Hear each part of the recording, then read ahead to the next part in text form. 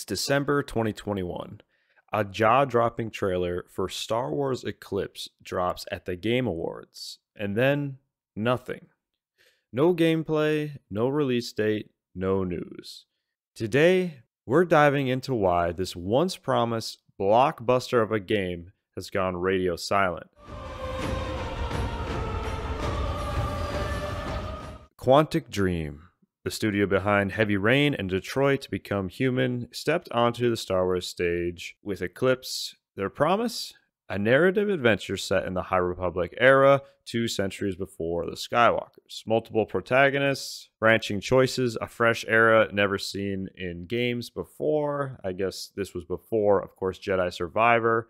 And fans went wild. We saw Jedi Knights exploring alien worlds, massive starships overhead, and ominous new villains. The visuals were super polished and cinematic looking, at least in the trailer, and it looked like we were watching the next Disney Plus series, except it being a game. Social media lit up with the reactions, and Star Wars was popping at the time with Mandalorian and whatnot, and honestly just a little more popular during this time frame, during COVID. Like, people were pumped for this. I mean, this literally looked like potentially already contender for like best games of all time before we're even seeing any actual gameplay. Just the prospect of it, the idea of it, the characters, and just the world building itself, it being in a different era. But then things went quiet.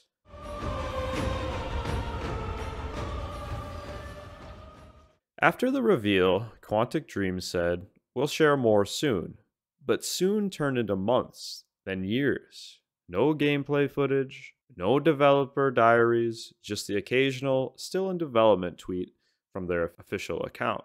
Speculation grew. Some news outlets pointed to a 2027 release window. Others whispered about internal delays and shifting priorities at Quantic Dream after they were acquired by NetEase. And by mid-2023, fans were joking that Eclipse stood for eventually we'll see something. Silence can kill excitement faster than any bad review, and for Eclipse, that silence has lasted for too long.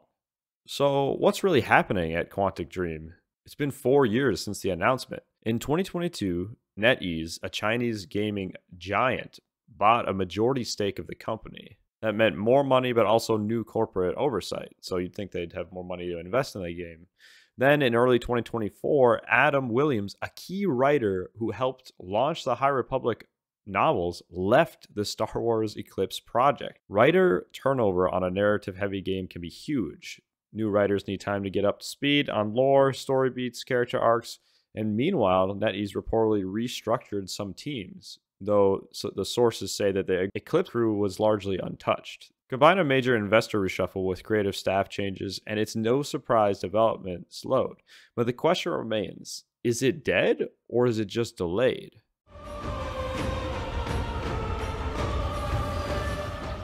Fast forward to early 2025. Quantic Dream has reaffirmed that Eclipse is still in active development. NetEase wider layoffs and studio closures did not affect the Paris team working on Eclipse. In fact, management says they're doubling down on quality, no rush, no crunch culture. But the downside? No date, no gameplay trailer, just a promise we'll reveal more when it's ready. For a project this ambitious, that could mean another 2, 3, maybe even 4 years of waiting. Now, I'm definitely somebody that prefers quality over quantity, but to hear nothing after this long is beyond that. Like, there obviously have been delays. And I think, the game has lost a lot of hype because there just hasn't been, like, not many people, like, I forgot about this for a while. That's kind of why I wanted to even make the video. And I think that one of the main prospects of why the game just was super appealing, especially at the time, there's no acolyte. We didn't really see what the High Republic looked like, but just fresh new Star Wars, basically, kind of like what KOTOR did. I mean, it's set in a different era in Star Wars. I mean, that's about as fun of idea as you could get. We have so much of the Skywalker stories, like that prospect was super exciting.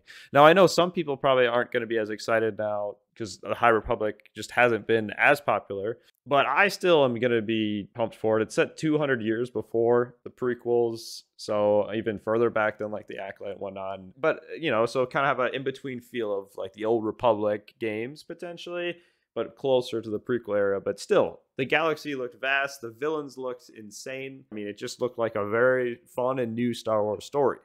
A fresh era and an original story. I mean, that's what fans want. But originality takes time to build. New lore, new characters, new planets, all that world building adds months, even years to development. On one side, fans are still hyped about it. Some have already been cosplaying, and there's fan art and theory videos. On the other hand, though, the longer the silence, the louder the skepticism. Will it ever come out? The truth is that Eclipse is still alive, but under intense pressure. When Quantic Dream finally shows gameplay, expectations are going to be sky high now since it's been so long, and they'll need to deliver a story and mechanics that justify this long wait. I mean, they've said in 2025 it's still in active development, even with recent layoffs. They're still in development. And yeah, if you're still excited, I mean, you still got time to read the High Republic novels and whatnot, right? And I mean, if we're looking at like recently about how long Star Wars AAA titles have taken to make, Star Wars Jedi Fallen Order came out in November of 2019. And then about 4 years later, a little bit less than that, in April of 2023, we got Jedi Survivor. So, I mean, that's about 4 years. Now, that being said, Star Wars Jedi Fallen Order and Survivor are much more linear games. Like, obviously, there's exploring and whatnot, but it's similar scale. But, I mean, AAA games take a while to make. And I mean, like Star Wars Outlaws took about 5 years from start of development to finish. So, I mean, if we add in 5 years to their first announcement, it'd be 2026. It's just the problem is we just haven't heard very much. Like, they shouldn't have dropped that trailer if they weren't very far. I mean, you're just getting fans' hopes up. And if it doesn't come out, I mean, we're going to be totally crushed by it. But yeah, as far as when it actually comes out, though, from the various sources I've read and kind of put together, and we just don't know much, so it's kind of just a complete guess. But at this point, I think the actual realistic goal is to have it released before the end of the decade, so before 2030. So this could be as late as 2029 at this point, or 2030. But as long as we get the game and it's not an insanely long wait, like it's already been a long time, I'll be happy, you know.